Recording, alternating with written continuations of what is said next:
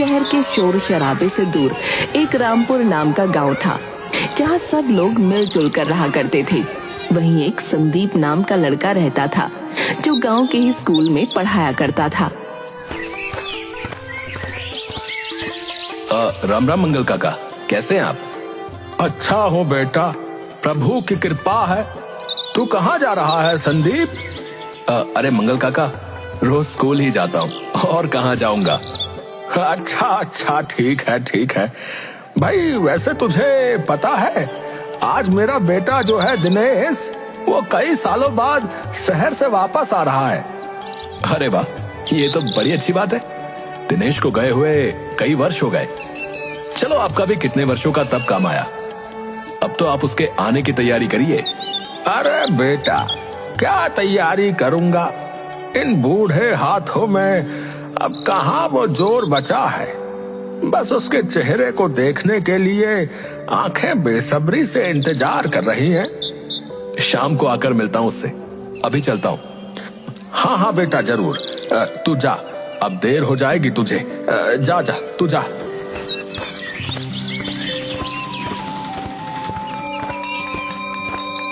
Sandeep school पहुंचता है तो वहाँ राजू नाम का एक लड़का उससे पूछता है, सर, मुझे एक सवाल पूछना है।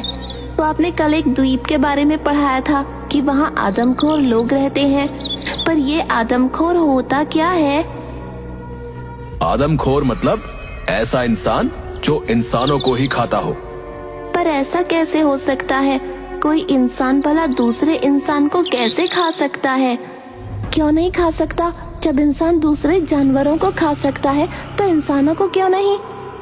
तुमने बिल्कुल सही कहा प्रेम, पर सामान्यतः ऐसा नहीं होता है।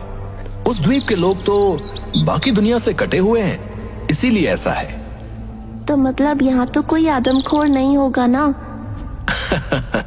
नहीं राजू, यहाँ ऐसा कुछ नहीं होता है। अच्छा, बातें बंद करो और किताब निकालकर पढ़ना शुरू करो। संदीप बच्चों को पढ़ाकर घर वापस आता है तो उसे बाहर दिनेश खड़ा दिखता है। अरे कैसे हो दिनेश, आखिरकार आ गए तुम हैं। और कारोबार कैसा चल रहा है? आज दोपहर में ही आया था और सब बढ़िया चल रहा है यार। गांव की बहुत याद आ रही थी और बाबा की भी, तो सोचा अब की बार तो गांव होकर ही आऊंगा। अरे भाई, यही तो खूबी अपने गांव की है। तुम चाहे लाखों कमा लो, लेकिन जो सुकून गांव में रहकर 2 पैसे कमाने में है ना, वो कहीं नहीं है यार। सही कहा यार संदीप भाई, गांव की बराबरी शहर कहाँ कर पाएगा।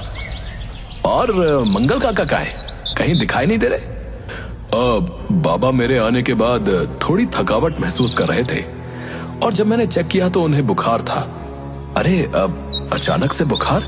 सुबह तो मैं उनसे अच्छी खासी बातें करके गया हूँ भाई। खैर, उनका ख्याल रखो, मिलते हैं फिर। अच्छा हाँ यार, पता नहीं एकदम से क्या हो गया।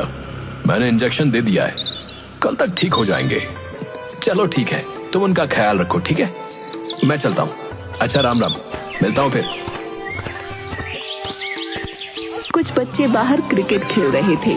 सूरज ढलने के बाद वो सब अपने अपने घर चले जाते हैं, पर एक बच्चा बाहर ही रुक जाता है। वो अकेले ही बॉल से खेलने लगता है। खेलते खेलते उसकी बॉल झाड़ियों में चली जाती है। अब जब वो अपनी बॉल लेने झाड़ियों के पास पहुंचता है तो उसे वहाँ एक अजीब सा साया नजर आता है। वो कुछ समझ पाता उससे पहले ही वो साया उस बच्चे को पकड़ लेता है और उसका मुंह दबा देता है ताकि वो चीख न पाए। अब वो इंसान उस बच्चे के शरीर के अंगों को खाना शुरू कर देता है। बच्चा तड़पता रहता है और वो उसके शरीर को नोच नोच कर खाता रहता है। अगली सुबह उस बच्चे की आधी लाश गांव वालों को मिलती है। अरे ये भला मैं क्या देख रहा हूँ भैया? हे राम, नहीं, ऐसा नहीं हो सकता। हे भगवान, इस बच्चे के साथ ये किसने किया? तभी आदमी घबरा जाता है और जोर जोर से चिल्लाने लगता है, अरे कोई है भैया? अरे कोई है यहाँ? देखो, अरे क्या अनर्थ हो गया भैया? अरे हमारे गांव को किसी की नजर लग गई भैया। अरे जल्दी आओ। उसकी चीखें सुनकर आसपास के लोग उसके पास आ पहुँचे। अरे चाचा, क्या हुआ? क्यों चिल्ला रहे हैं आप? अरे ये क्या? ये तो हमारे गांव का रिंकू है। नहीं नहीं, ये सब कैसे? अरे मैं तो इसी रास्ते से घास लेने जा रहा था, अचानक से मुझे ये लाश दिखाई दी। देखने में तो ऐसा लग रहा है जैसे इस बच्चे के शरीर को किसी जंगली जानवर ने खाया है। हाँ, तुम सही कह रहे हो दिनेश, लगता है जंगलों से कोई तेंदुआ या बाघ आ गया है। हमें वन विभाग को खबर करनी चाहिए। साथ ही बच्चे की लाश को पोस्टमार्टम के लिए भी भेजो। अब उस दिन जब संदीप स्कूल पहुंचता है, बच्चों, जैसा कि आप सबको पता है, गांव में आज एक हादसा हुआ है, इसीलिए सब बच्चों को होशियार रहना है, समझ गए? और कुछ दिनों के लिए बाहर खेलना बंद कर दो, स्कूल से सीधा घर चले जाना, समझ गए? तभी बच्चे एक बड़ी अजीब बात कहते हैं। सर, कहीं रिंकू को किसी आदमखोर इंसान ने तो नहीं खाया है? अरे राजू, मैंने तुम्हें बताया था ना कि यहाँ आदमखोर इंसान नहीं होते हैं। उसे किसी जानवर नहीं मारा होगा और घबराने की जरूरत नहीं है। वन विभाग और पुलिस तफ्तीश कर रही है, जल्दी ही पता चल जाएगा कि इसके पीछे कौन है, ठीक है? सर, आदमखोर इंसान इसके दिमाग में बैठ गया है। हाँ, सही कह रहे हो। सब बच्चे हंसने लगते हैं और फिर राजू कुछ नहीं बोल पाता। उस रात जब राजू अपने पिता के खेत से वापस जा रहा होता है तो उसको भी झाड़ियों में कुछ आहट सी महसूस होती है। वो वहाँ से भागने की कोशिश करता है, लेकिन वो इंसान उसे भी दबोच लेता है और खा जाता है। इस बार तो वो उसका मुंह भी बंद नहीं करता और पूरे गांव में उसकी चीखें गूंजती हैं। पर गांव वालों को मिलती है तो सिर्फ उसकी आधी लाश। हाय मेरा बच्चा, राजू, राजू उठ मेरे लाल, ये क्या हो गया? अब मैं कैसे जीऊंगा? कोई तो मेरे राजू को उठाओ, ये कुछ बोलता क्यों नहीं? राजू, राजू! हे भगवान, ये क्या हो रहा है? मुझसे ये सब अब देखा नहीं जा रहा है। कौन है इतना बेरहम? वन विभाग की टीम तो किसी जानवर पर ही संदेह कर रही थी। अब देखते हैं क्या कहते हैं वो। अगले दिन वन विभाग की टीम आती है और पूरे एरिया में खोज करती है, लेकिन उन्हें वहाँ किसी भी जानवर का कोई निशान नहीं मिलता। ऐसा कैसे हो सकता है? ये कैसा जानवर है जिसने कोई निशान ही नहीं छोड़ा? तभी पता चलता है कि उस बच्चे की पोस्टमार्टम रिपोर्ट आ गई है। रिपोर्ट जानकर गांव में हड़कंप मच जाता है, क्योंकि उस रिपोर्ट में लिखा था कि इस बच्चे को किसी जानवर ने नहीं बल्कि इंसान ने खाया है। मतलब राजू की बात सच थी? मैंने ही उस पर ध्यान नहीं दिया। ये सचमुच किसी आदमखोर इंसान का काम है। पर ऐसा कैसे हो सकता है? कोई इंसान आदमखोर कैसे बन सकता है? देखिए जी, राजू की बॉडी पर भी वैसे निशान थे। इसका मतलब उसे भी उसी आदमखोर इंसान ने मारा है। अब हमें इस गांव के और आसपास के सभी गांवों के लोगों के फिंगरप्रिंट लेने पड़ेंगे ताकि उस आदमखोर का पता चल सके भाई। पर वो आदमखोर आदमी हम लोगों के बीच थोड़ी ना रहता होगा, वो तो जंगलों में रहता होगा। अजी कोई भरोसा नहीं है, कुछ भी हो सकता है। पूरे गांव में अलर्ट कर दिया जाता है। स्कूल बंद हो जाते हैं और रात में बाहर न निकलने की सलाह दी जाती है।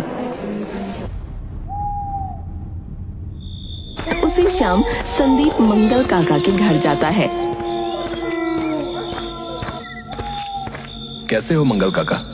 अरे संदीप, तुम यहाँ क्या कर रहे हो? मंगल काका का हालचाल लेने आया हूँ। तुम कहाँ जाने की तैयारी कर रहे हो? मैं वापस शहर जा रहा हूँ, बस 2 दिन के लिए आया था। हाँ तो सुबह जाना, अभी खतरा है यार। और मंगल काका, आप कैसे हैं? क्या हुआ? आप कुछ बोल क्यों नहीं रहे? अरे आप रो क्यों रहे हैं? क्या हुआ है? अरे काका, दिनेश दोबारा आ जाएगा, ऐसे दिल छोटा नहीं करते, चुप हो जाइए। अब मेरे जाने से दुखी है। बचपन से पढ़ा लिखा कर इसे बड़ा किया, डॉक्टर बनाया और ये शहर में जाकर बस गया। अब इतने सालों बाद वापस आया तो बस 2 दिन में वापस जा रहा है। अब मैं कुछ काम से आया था, वो हो गया है तो वापस जा रहा हूँ। उसको ये कहते ही मंगल काका उस पर हमला कर देते हैं और उसे काटने लगते हैं। लाओ मांस लाओ, मुझे और मांस चाहिए। हाँ, इंसानी मांस। दिनेश बड़ी मुश्किल से उससे खुद को छुड़ाता है और देखता है कि मंगल की आंखों में खून उतर आया है। वो बस दिनेश को मार डालना चाहता था। मंगल काका, ये आप क्या कर रहे हो? ये आपका बेटा है। संदीप, मुझे बचाओ। मैंने तुम्हें अपने जाने का असली रीजन नहीं बताया। असल में वो आदमखोर आदमी मेरा बाप ही है जिसने उन बच्चों को मारा। क्या? पर ऐसा कैसे हो सकता है? मंगल काका तो बहुत सीधे साधे इंसान थे, इन्हें ये क्या हो गया है?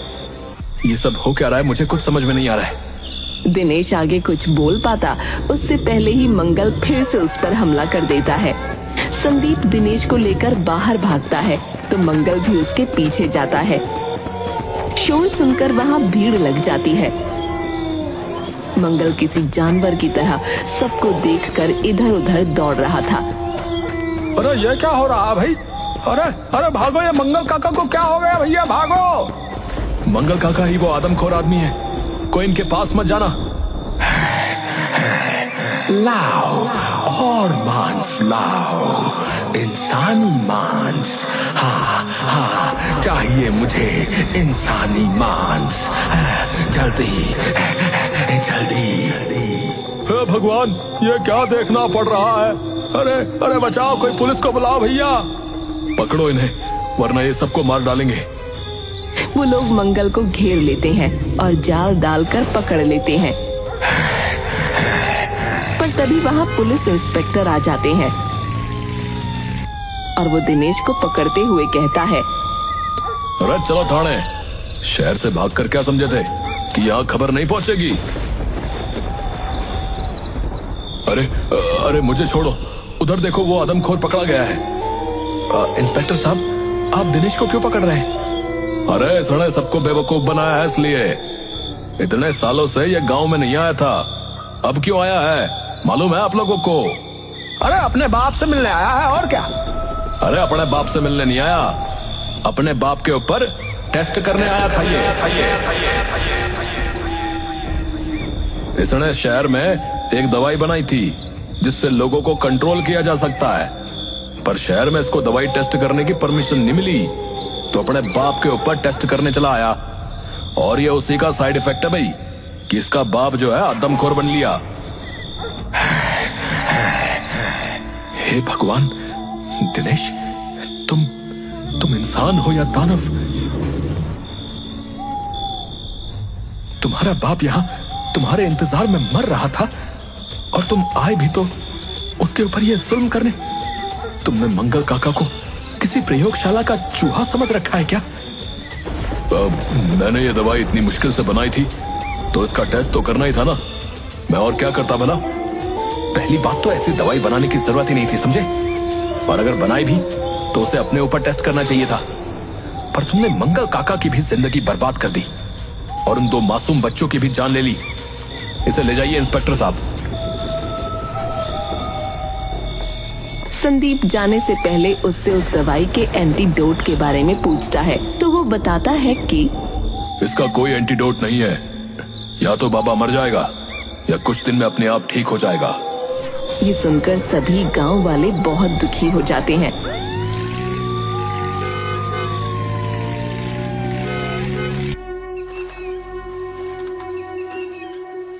और आखिर 1 हफ्ते बाद मंगल की मृत्यु हो जाती है। लोगों को यकीन नहीं हो रहा था कि कोई बेटा इतना भी स्वार्थी हो सकता है।